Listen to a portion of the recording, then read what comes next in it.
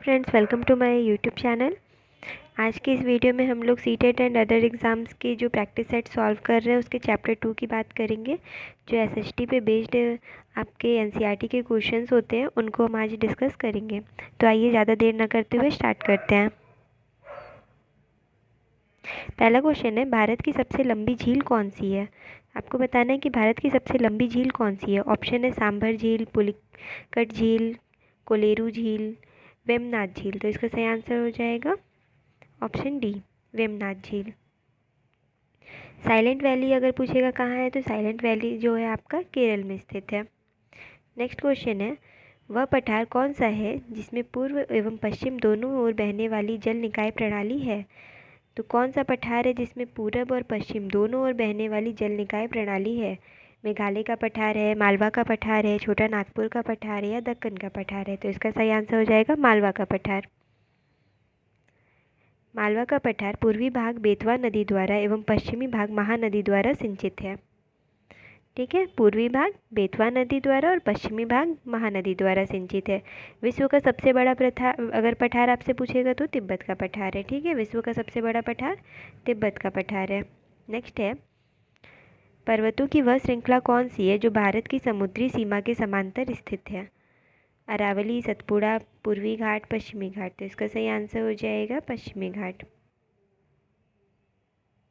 Next है, इसके बारे में, प्रायद्वीपीय भारत के पश्चिमी तट पर स्थित पश्चिमी घाट पर्वतों की श्रृंखलाएं हैं जो उत्तर में गुजरात से लेकर दक्षिण में केरल तक विस्तृत है। उत्तर में गुजरात से लेके दक्षिण में केरल तक स्थित है। ठीक है।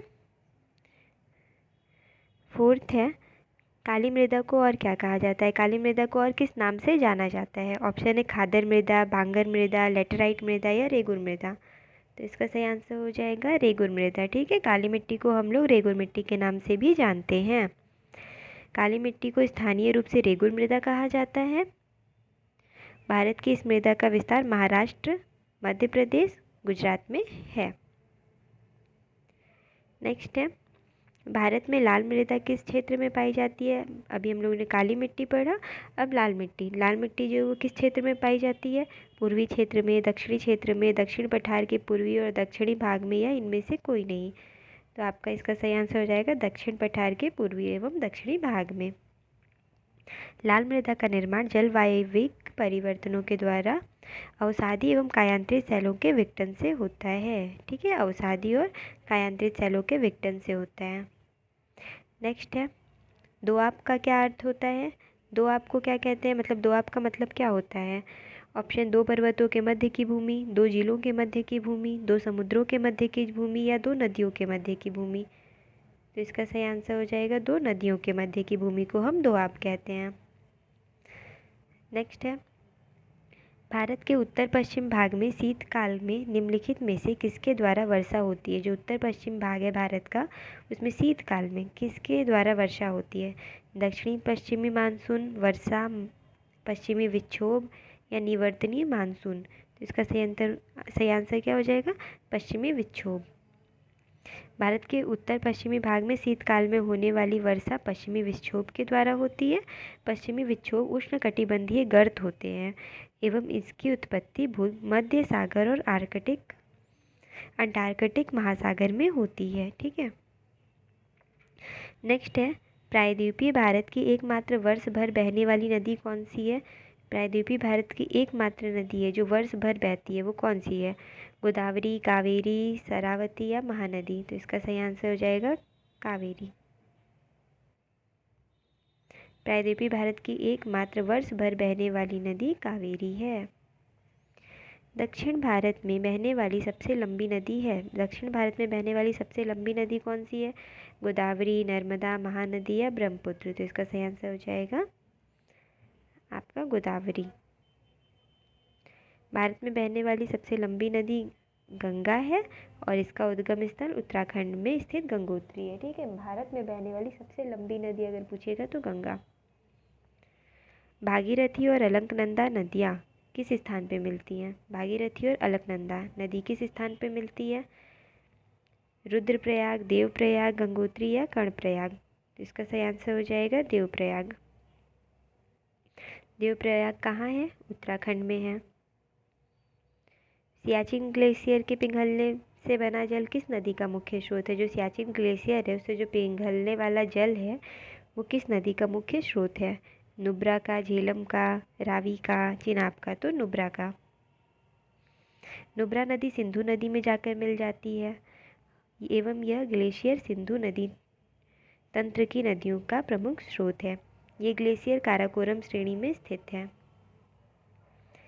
नेक्स्ट है, निम्नलिखित में से कौन सी नदी डेल्टा का निर्माण नहीं करती है? इसमें से कौन सी नदी है जो डेल्टा का निर्माण नहीं करती है?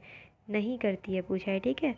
ऑप्शन है गंगा, गोदावरी, ब्रह्मपुत्र या ताप्ती। तो इसका सही आंसर हो जाएगा ताप्ती। ताप्ती नदी डेल्टा का निर्माण नहीं करती है, बाकी गंगा, गोदावरी, ब्रह्मपुत्र ये तीनों डेल्टा का निर्माण करती हैं। नेक्स्ट, इसके बारे में जानते हैं। बंगाल की खाड़ी में गिरने वाली नदियाँ डेल्टा का निर्माण करती हैं। जो नदियाँ बंगाल की खाड़ी में गिरती हैं वो डेल्टा का निर्माण करती हैं एवं अरब सागर में गिरने वाली नदियाँ डेल्टा का निर्माण नहीं करती हैं। जो अरब सागर में गिरती है नदियाँ वो डेल्टा का निर्माण नहीं करती हैं, ठीक है। अगला है, भारत में 1936 में स्थापित प्रथम राष्ट्रीय उद्यान का क्या नाम था?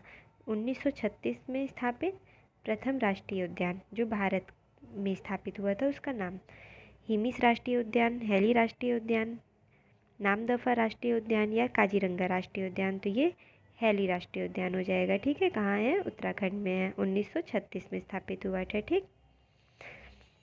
देखिए, भारत में वर्ष 1936 में स्थापित प्रथम राष्ट्रीय उद्यान हैली राष्ट्रीय उद्यान था एवं वर्तमान में इसे जिम कॉर्बेट राष्ट्रीय उद्यान के नाम से जाना जाता है। अब इसका नाम चेंज करके क्या हो गया है? जिम कॉर्बेट हो गया है और ये उत्तराखंड राज्य में स्थित है।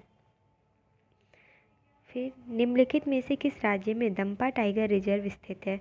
कौन सा राज्य जिसमें दंपा टाइगर रिजर्व स्थित है? राजस्थान, मिजोरम, महाराष्ट्र या आंध्र प्रदेश? तो इसका सही आंसर हो जाएगा मिजोरम। दंपा टाइगर रिजर्व मिजोरम राज्य में स्थित है। इसकी स्थापना वर्ष 1985 में हुई थी एवं वर्ष 1994 में इसे टाइगर रिजर्व घोषित किया गया था, ठीक है। स्थापना हम लोग की 1985 में हुई थी और इसको टाइगर रिजर्व घोषित कब किया गया है? 1994 में। भारत में सर्वाधिक वनों वाला राज्य मध्य प्रदेश एवं सर्वाधिक वन प्रतिशत वाला राज्य मिजोरम है। अगर सबसे ज़्यादा वन पूछेगा तो मध्य प्रदेश में है, लेकिन प्रतिशत में पूछेगा कि सर्वाधिक वन प्रतिशत वाला राज्य तो मिजोरम हो जाएगा। नेक्स्ट है, बांधवगढ़ राष्ट्रीय उद्यान किस राज्य में है? बांधवगढ़ राष्ट्रीय उद्यान किस राज्य में? राजस्थान में, महाराष्ट्र में, मध्य प्रदेश में या उत्तराखंड में? तो हो जाएगा मध्य प्रदेश में, ठीक है। बांधवगढ़ राष्ट्रीय उद्यान मध्य प्रदेश में स्थित है। इसे वर्ष 1968 में स्थापित किया गया था, ठीक है। राष्ट्रीय उद्यान घोषित किया गया था। नेक्स्ट है, नई दिल्ली से पहले भारत की राजधानी क्या थी? ये तो बहुत आसान क्वेश्चन है, लेकिन इस तरह के क्वेश्चन सीटेट में और अदर एग्ज़ाम्स में पूछे जाते हैं।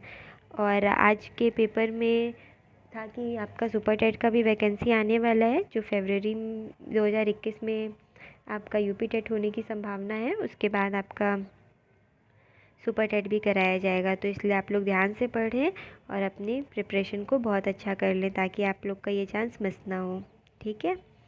चलिए, तो नई दिल्ली से पहले भारत की राजधानी क्या थी? मुंबई, कोलकाता, बेंगलुरु या गंगटोक? तो ये हो जाएगा कोलकाता। वर्ष 1911 में नई दिल्ली को भारत की राजधानी बनाया गया, थोड़ा सा गलत है। तो 1911 में नई दिल्ली को भारत की राजधानी बनाया गया था। अब सरिस्का वन्यजीव अभ्यारण्य कहाँ स्थित है? उत्तराखंड, महाराष्ट्र, राजस्थान या पश्चिम बंगाल? तो ये राजस्थान में है। विश्व का सबसे प्राचीन पर्वत अरावली भी राजस्थान में स्थित है ना। नेक्स्ट है, निम्नलिखित में से भारत के किस क्षेत्र में उष्णकटिबंधीय सदाबहार वन का विस्तार है? पूर्वी घाट, पश्चिमी घाट, तटीय क्षेत्र या द्वीपीय क्षेत्र? तो इसका सही आंसर हो जाएगा पश्चिमी घाट।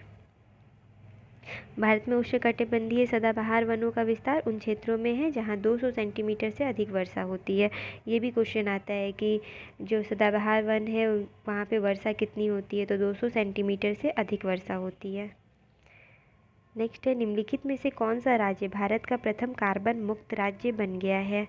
हिमाचल प्रदेश, राजस्थान, महाराष्ट्र या आंध्र प्रदेश? तो कौन सा राज्य है जो प्रथम कार्बन मुक्त राज्य बन गया है? तो हिमाचल प्रदेश। भारत का पहला कार्बन मुक्त राज्य हिमाचल प्रदेश है। लास्ट क्वेश्चन है, चिपको आंदोलन का जनक किसे कहते हैं? तो चिपको आंदोलन का जनक किसे कहते हैं? सुंदरलाल बहुगुणा को, चंडी प्रसाद भट्ट को, वर्गीस कुरियन को या एम.एस. स्वामीनाथन को? तो सुंदरलाल बहुगुणा को। ठीक है, चिपको आंदोलन के जनक कहा जाता है। 1970 के दशक में वनों को बचाने के लिए एक संगठित चिपको आंदोलन की शुरुआत उत्तराखंड राज्य में हुई थी। एपिको आंदोलन की शुरुआत कर्नाटक में हुई थी। ठीक है, एपिको आंदोलन की शुरुआत कर्नाटक में और चिपको आंदोलन की शुरुआत आपके उत्तराखंड में हुई थी। तो आज के लिए इतना ही। Thank you. अगर कोई क्वेश्चन है तो आप कमेंट में पूछ सकते हैं। अगर आपको वीडियो पसंद आए तो अपने दोस्तों के साथ शेयर करें। Thank you for watching.